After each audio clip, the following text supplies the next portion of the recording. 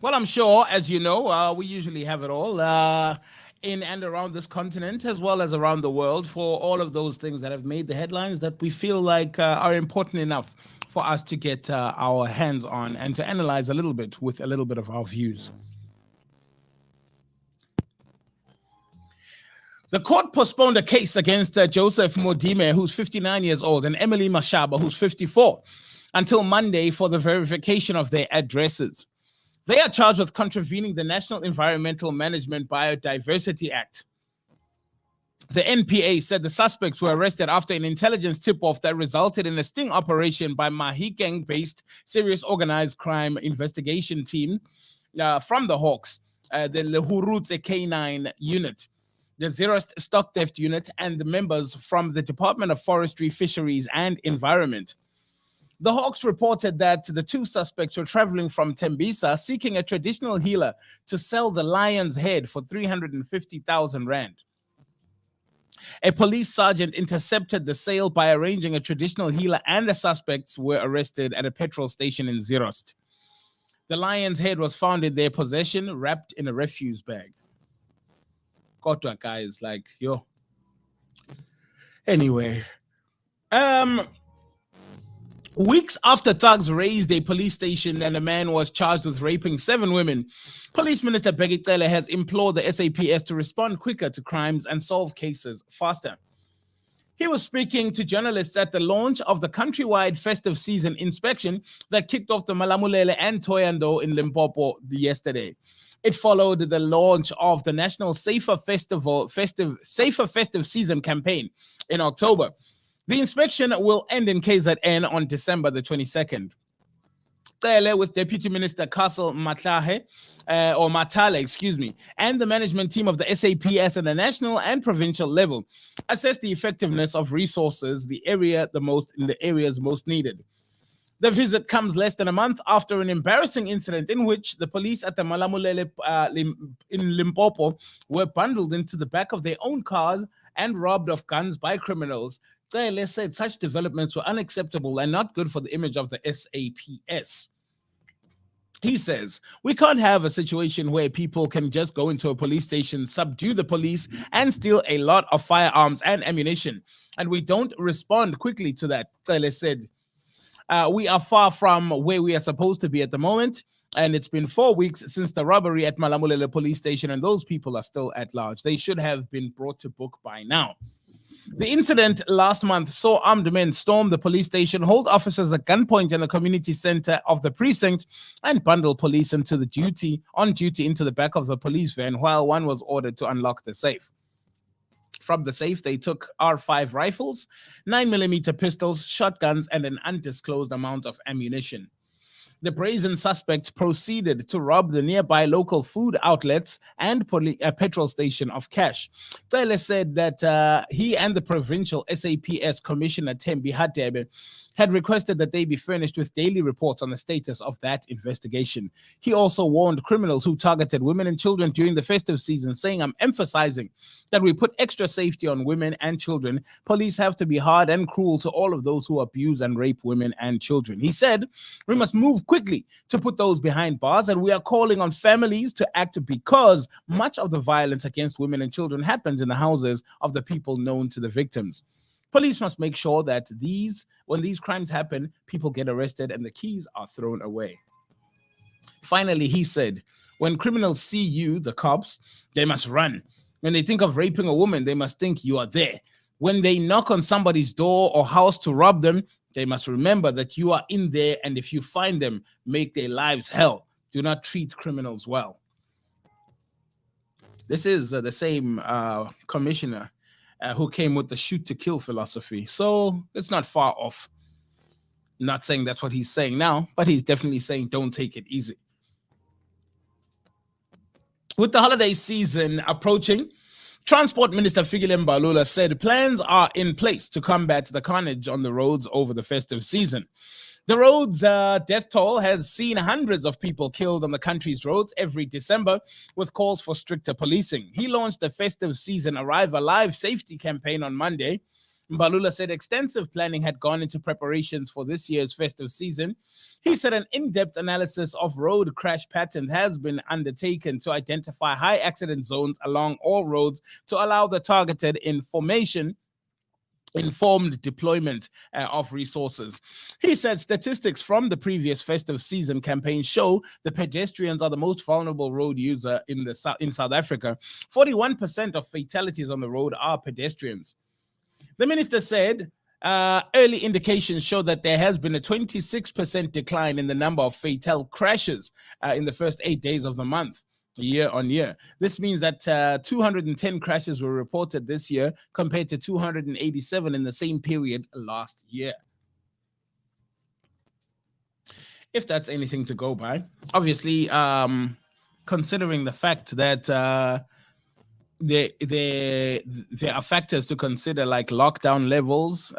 There are factors to consider like the campaigns that are out there, the Arrive Alive campaigns. We hope that these are the things that are bringing, are saving lives and bringing a more of a sense of security to the roads. The DA said ministers who fail in their performance scorecards should be relieved of their duties by President Cyril Ramaphosa. The party's shadow minister for the presidency, Soli Malatsi, said that this includes ministers in the economic cluster as well as transport minister Fikile Mbalula. This follows the Department of Planning, Monitoring and Evaluation's written parliamentary reply that it will submit the performance scorecards of all cabinet ministers to President Cyril Ramaphosa by the end of the month. See, they are looking for heads to roll, it would seem. The department said that Ramaphosa will then talk to the affected ministers and decide on their futures where there is poor performance. Minister in the presidency, Mondli Gungubele, said that the performance scorecards were shared with cabinet ministers to give them a right of reply. Gungubele said these would be submitted to the president by the end of this month before he talks to the affected ministers and decides on a course of action for poor performance. The DA's Malatsi said the only outcome should be dismissal.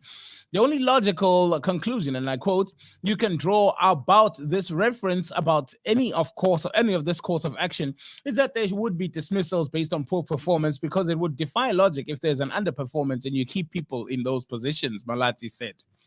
Some of the main targets for ministers is to push for investment to reach 23% of GDP by 2024, with the public sector contributing 8% of GDP and the private sector contributing 15%. Another key target is the national health insurance to achieve universal coverage for 90% of South Africans by 2030. In his State of the Nation address, President Cyril Ramaphosa set a target of reducing unemployment to between 20% and 24%, with 2 million new jobs created, especially for the youth, a target his administration has failed to meet so far. The National Union of Metal Workers and Employees of ComAir are saying all employees of ComAir be paid by their full salaries from January 2022. Employees have only been receiving 70% of their salaries. NUMSA says ComAir was under business rescue, but is fully operational and the turnaround plan is in place. NUMSA spokesperson Pagamile Hlubi Majola said this is a really big issue. Our biggest problem is that, first of all, the Companies Act allow for business rescue to be a period of 90 days, she said. We have exceeded that by far. The business practitioners came in May 2020. All we are saying is that now that the turnaround plan has been implemented, now that the airline is flying, there is no need for us to extend this collective agreement, which stipulated that workers would have only to earn 70% of their salary up until the end of December. We are making it very clear that come January, they must earn their full salaries.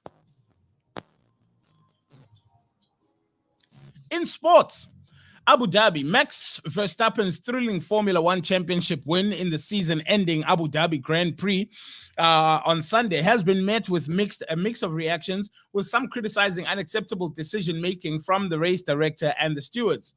Verstappen passed Mercedes Lewis Hamilton on the last lap to win the race after a safety car period ended in controversial circumstances. This is unacceptable, Williams driver George Russell, who is set to join Mercedes, said. Max is an absolutely fantastic driver who has had an incredible season, and I have nothing but huge respect for him. But what just happened is totally unacceptable. I cannot believe what we've just seen. Formula One former champion Damon Hill also criticized the decision. He said, "This is a new way of running the sport where the race director can make these ad hoc decisions," Hill said. There was criticism from beyond the motor racing world too, with Tottenham Hotspur striker Harry Kane saying the championship had been taken away from Hamilton. "I'm no expert on it, but I feel like there's some bizarre rules that gave an unfair advantage like today. Why should Hamilton be penalized for somebody else's crash?" Kane said on Twitter. "He literally raced a perfect race under the highest pressure and got to the world championships taken away from him. Shame it had to end like that." However, Verstappen's achievement drew praise from several former drivers, with three-time champion Jackie Stewart congratulating the 24-year-old. He said, "I think it's great we have a new world champion because Lewis has had a wonderful run," Stewart said to Eurosport. "Red Bull and Max are very well put together, and I think they're going to be seeing considerable success in the future." Okay. Finally, former international player Samuel Eto'o described becoming the head of the Cameroonian Football Association Federation as one of the proudest moments of his life. He tweeted, "I'll be remembering this day as the proudest moment of my life. I'm deeply grateful for to be elected as the new president of the federation. Every vote represents the energy and ambition of our football family to take our beloved sport to a level we've never seen before." Eto'o was elected with 43 votes against 31 for the former acting Seydou Mbombonjoya. Last January, the Court of Arbitration for Sport annulled the acting president's victory in 2018 elections. He said, "I think both candidates had useful arguments. Eto'o won. I hope that in his profession of faith, he mentioned many things that can enrich football and control the cost of the organization and create positive results." Seydou Mbombonjoya, another candidate's editor's notes, had also done it in an exemplary way, but in the end, Eto'o won. "We are very happy because football wins today." The president of the Federation of the Indomitable Lions supporters.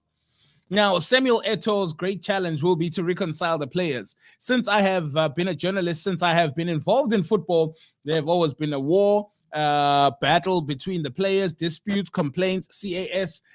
We have never played football on the pitch."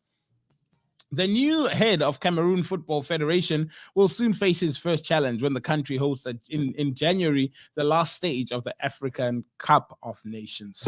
We are extraterrestrial. We are KNR.